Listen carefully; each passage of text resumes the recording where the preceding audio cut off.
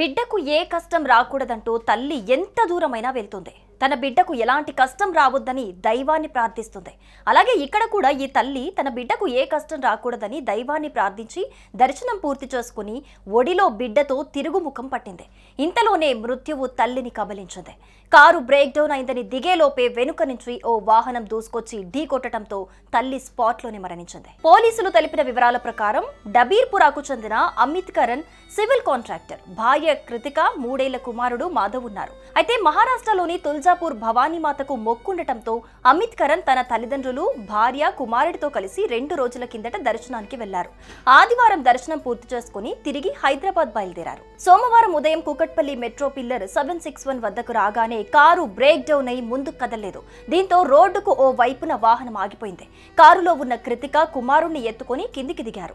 ఇదే సమయంలో మియాపూర్ వైపు నుంచి దూసుకొచ్చిన బొలేరో వాహనం ఆమెను ఢీకొట్టింది. ప్రమాదంలో తల్లి, కుమారుడు తీవ్రంగా గాయపడ్డారు. వారిని ఆసుపత్రికి తరలించగా తల్లి మృతి చెందింది. ఆ బిడ్డ చికిత్స పొందుతున్నారు.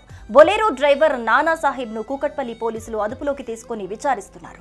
బొలేరో వాహనం ఢీకొని మహిళ మృతి చెందిన ఘటనకు సంబంధించి సీసీటీవీ ఫుటేజ్ ను పోలీసులు విడుదల చేశారు. వీడియో ఆధారంగా వాహనం నడుపుతున్న వ్యక్తి నిర్లక్ష్యమే ప్రమాదానికి కారణమని భావిస్తున్నారు. ఈ ఘటనలో మృతురాలి కుటుంబ సభ్యులు గాయపడి ఆసుపత్రిలో చికిత్స పొందుతున్నారు. ఈ ఘటనకు సంబంధించి మృతురాలు కుటుంబ సభ్యులు ఇప్పటికే పోలీసులకు ఫిర్యాదు చేశారు.